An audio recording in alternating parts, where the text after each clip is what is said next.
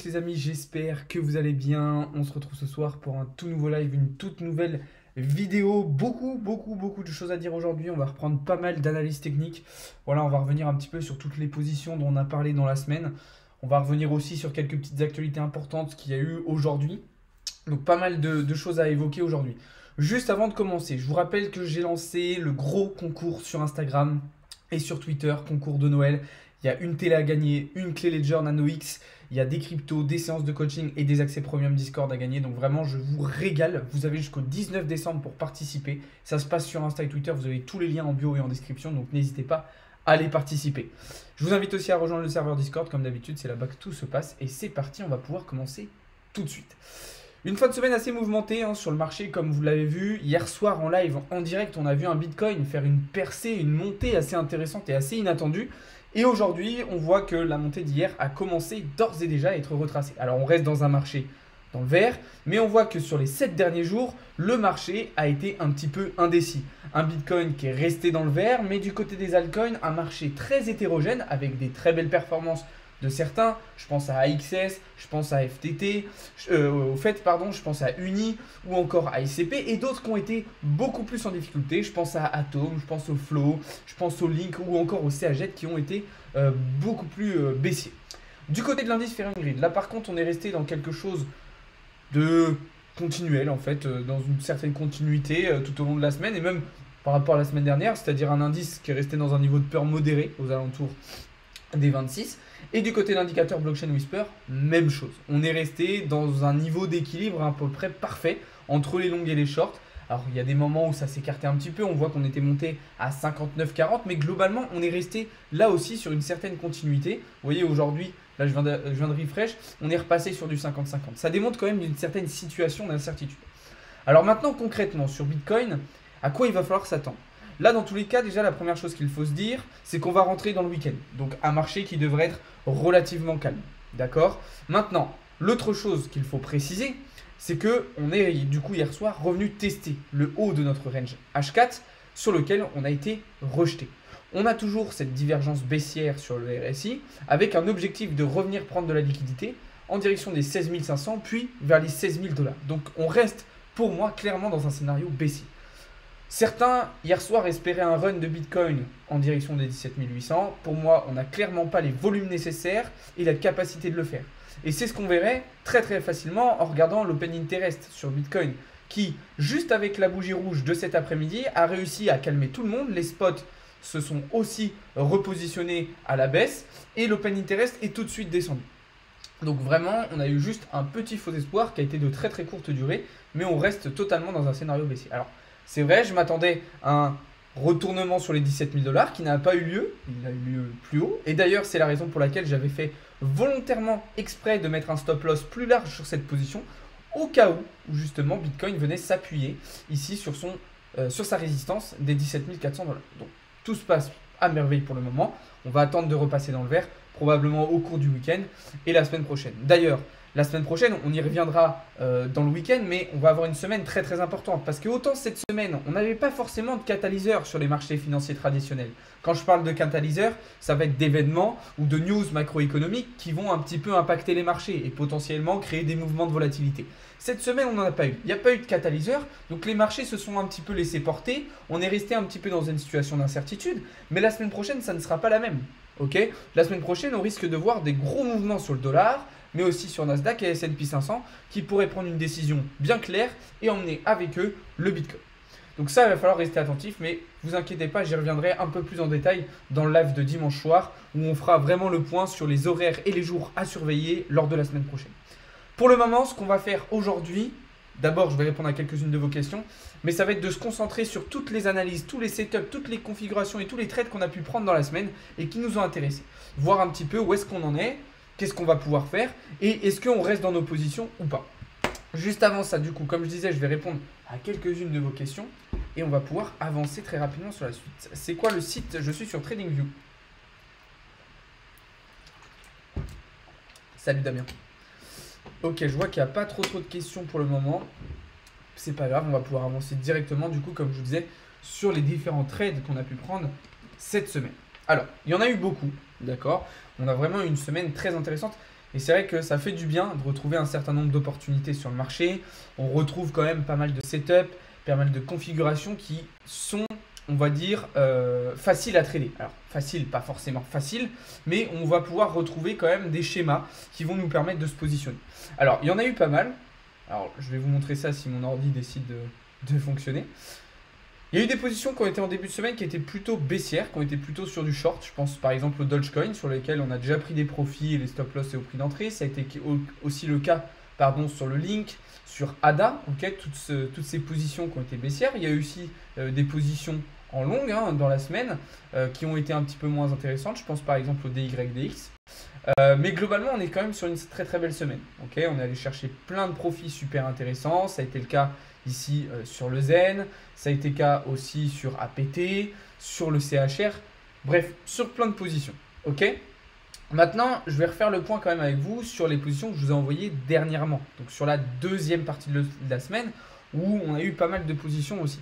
Alors je vais reprendre du coup ce que je vous ai envoyé dans le Discord tout simplement. Donc, pour ceux qui font partie du VIP, vous avez eu accès à ces prises de position et vous avez eu un suivi sur ces prises de position tout au long de la semaine qui vous a permis de suivre un petit peu ce qui était en train de se passer. Donc par exemple ce matin, je vous avais parlé d'une position sur le comp. Alors on était sur du 12 heures, donc là on était plutôt sur une position qui allait être, j'ai envie de dire, en swing, parce que c'est vrai qu'on attendait quand même une clôture qui allait être pour moi décisive. Malheureusement cette clôture elle n'a pas eu lieu. Alors attention, tout n'est pas fini, d'accord, on peut encore avoir espoir. Il y avait un petit trade très sympa qui aurait pu être prenable en direction des 42-43 $, avec ici un plat SSB qui jaune qui aurait fait office de résistance. Pour le moment, on n'est pas rentré. Alors, est-ce qu'on vient tout simplement valider un petit pullback avant d'aller plus haut? Peut-être. De toute façon, je vais vous tenir au courant dans le Discord de la suite. Ensuite, on avait aussi ce matin une position que je vous ai envoyée sur le sushi. Alors là, vous allez me dire, étonnant, de prendre des positions sur le sushi. Là, même chose. On n'est pas... alors moi, j'étais rentré dans un premier temps, mais finalement, je suis sorti très rapidement parce que voilà, je considérais que le marché ne me montrait pas ce que je voulais voir, malgré qu'on ait, selon moi, besoin de venir chercher de la liquidité vers le haut. Ici, on avait une belle zone à venir combler.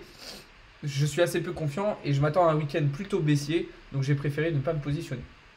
Ensuite, on a eu aussi une position sur Océan.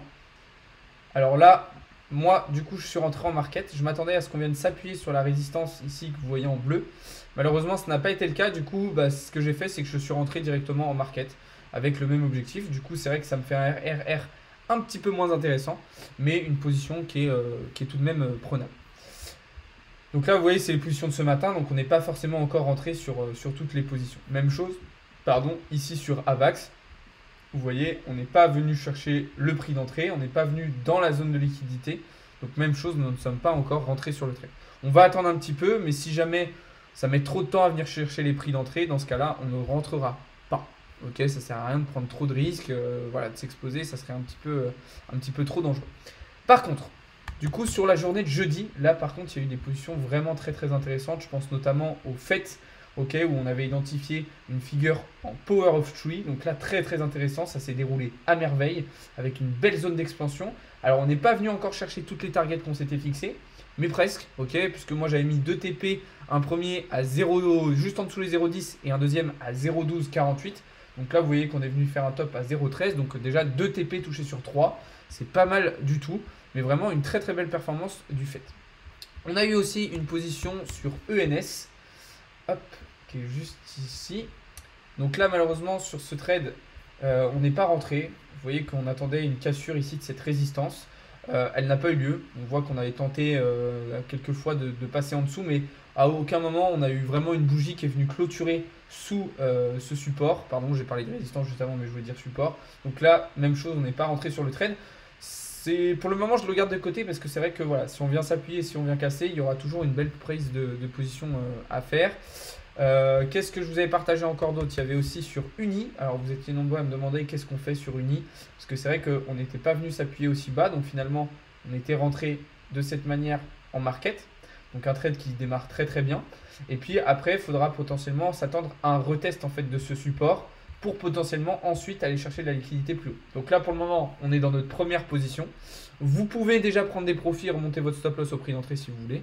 Et après, on verra si on s'expose sur la deuxième ou pas. Donc voilà, il y a eu aussi un trade sur Waves qui s'est très bien passé cette semaine, hein. Vous voyez, on est vraiment bien venu s'appuyer sur le bas du pattern. Et puis, vous voyez qu'on on a retracé la baisse et là, on entame une deuxième phase corrective, probablement pour revenir chercher bien plus bas. Donc là, très intéressant. Moi, personnellement, je suis toujours sur le trade. On a eu aussi le GMT. Voilà, si mon TradingView veut bien fonctionner, puisque visiblement il a l'air de galérer un petit peu. Ah, non. Voilà. GMT. Donc là, GMT, même chose, ça a été chirurgical. On est venu parfaitement toucher notre prix d'entrée. Et là, on part dans le vert. Donc là, une position qui démarre très bien. Donc vous voyez qu'on va être sur une belle semaine encore une fois. En termes de résultats, normalement, ça devrait être assez sympa. On devrait plutôt bien se régaler. Donc voilà. J'ai une question sur le fonctionnement des trades. Vas-y, pose ta question. Quel pourcentage cette semaine? J'ai pas encore fait le bilan. On verra dimanche. C'est calme, il y a eu beaucoup de volatilité cette semaine. Ouais. Je pense qu'on devrait avoir un week-end bien calme, hein, de toute façon.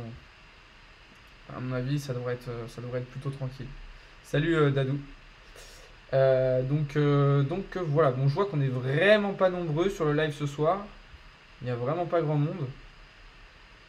En tout cas, merci à beaucoup, hein, à tous ceux qui s'abonnent, tous ceux qui font des subs.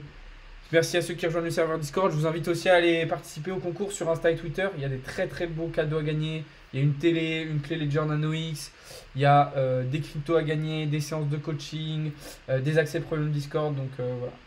Vas-tu faire un live trading ce week-end? Oui, c'est prévu. Si par exemple on prend en achat 1000 € et qu'on demande de sortir à 1200, on peut mettre une protection en indiquant de sortir automatiquement. Oui, tout à fait. C'est ce qu'on appelle un stop loss. Et c'est d'ailleurs très important de le faire. Toujours bien se protéger avec un stop loss. Putain, mais mon ordi bug de ouf en ce moment quand je fais des lives, je comprends pas. Hier soir, c'est pareil, ça faisait que de bugger. Je sais pas ce qui se passe. Alors, il y a des périodes où ça marche très bien, c'est très fluide, et puis des fois, il est en galère totale. Bon, bref, c'est pas grave. Donc voilà un petit peu pour cette partie analyse technique. J'avais d'autres petites choses à vous montrer aujourd'hui. Une petite carte sympa. Alors sympa, qui était assez représentative du développement des cryptos en Europe.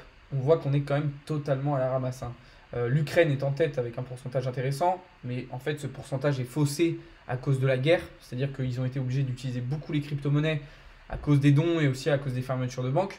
Mais sinon on voit que dans le reste de l'Europe, on a vraiment une démocratisation qui est très faible. Et malheureusement, on est déjà en train de prendre énormément de retard sur d'autres zones internationales qui prennent déjà une certaine avance en fait sur nous.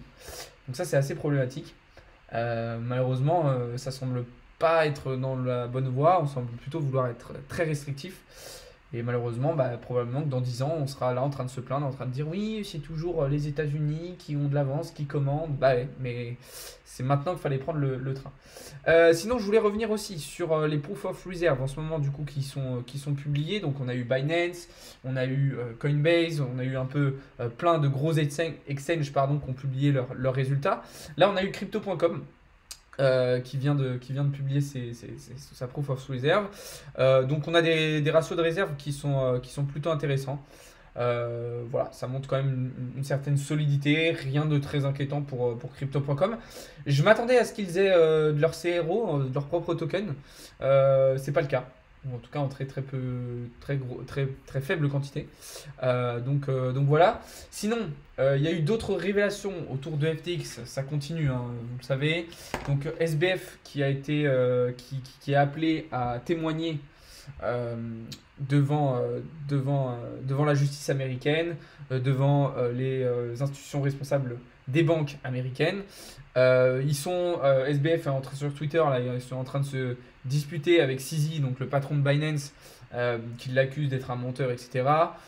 En soi, il n'a pas tort. Et on a aussi le patron de Three Arrows Capital. Donc vous saviez, c'était une des entreprises qui a fait faillite en 2022. C'était au printemps, je crois. C'était après Luna. Et donc Kyle Davis, donc le cofondateur de Three Arrows Capital, dit que en fait, lui aussi, si son entreprise a fait faillite, c'était à cause de FTX et non à cause de Luna. Donc vraiment, comme je disais hier en live, l'ampleur qu'avait FTX sur l'industrie et sur l'écosystème crypto semble vraiment très important et bien plus problématique que ce qu'on pouvait penser. Donc voilà.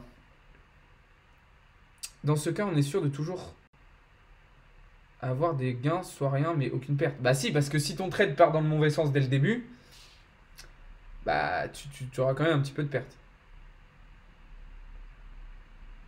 Bah oui, sauf que les gens ne le font pas, les gens ne mettent pas de stop loss, ou alors les gens ne sont pas capables de respecter leur plan. Tu verras que c'est pas si facile que ça en soi au début, mais dans l'idée, oui, normalement, tout le monde devrait bien s'en sortir. Le trading, c'est plutôt sur des minutes, non, achat et revente tout de suite. Alors ça dépend, il existe plusieurs types de trading, hein. Il y a du trading à très court terme, donc ce qu'on va appeler le scalping, qui est effectivement ce qui va être sur quelques minutes. Tu vas avoir du trading sur plusieurs heures, donc ce qu'on va appeler de l'intraday. Donc par exemple, tu vas prendre une position le matin que tu vas fermer le soir, et puis tu vas avoir le swing. Donc le swing, ça va être une position sur plusieurs jours. Par exemple, tu te positionnes sur un actif le lundi matin, et tu vas fermer ton trade par exemple le jeudi. Et puis après, bah sinon, il y a du trading en spot aussi. Donc là, ça va être vraiment des prises de position beaucoup plus longues, où par exemple, vous allez acheter vraiment des actifs que vous allez revendre plus tard. Où là, du coup, on va plus être sur des contrats de trading, parce que le trading, par exemple, sur les cryptos en futur, c'est des contrats. En fait, des contrats d'achat, de vente. Vous ne possédez pas vraiment le truc. Donc voilà, il existe différents types de trading. Le scalping, pour moi, quand on débute, c'est ce qu'il y a de plus compliqué, ok, parce que ça va très très vite, c'est une gestion très particulière. Mais voilà, chacun va aller vers le type de trading qui lui intéresse, qui l'intéresse le plus. Donc voilà, bon sur ce les amis, je vais pas rester plus que ça en live avec vous, parce que voilà, on n'est pas très très nombreux ce soir. Je comprends pas trop pourquoi. Je m'attendais à ce qu'il y ait un peu plus de monde. Donc voilà, en tout cas, merci quand même à ceux qui étaient présents. Je rappelle qu'il y a un gros concours en ce moment sur Insta et Twitter pour Noël, donc n'hésitez pas à aller voir ça. Je vous invite aussi à rejoindre le serveur Discord, c'est vraiment là-bas que tout se passe. Et puis, je vous invite à vous abonner. Sur ce, je vous souhaite à toutes et à tous une très très bonne soirée. Merci beaucoup d'avoir été présents et je vous donne rendez-vous dès demain matin pour davantage de contenu et davantage d'analyse. Salut à tous les amis, c'était Alex de Crypto Learning.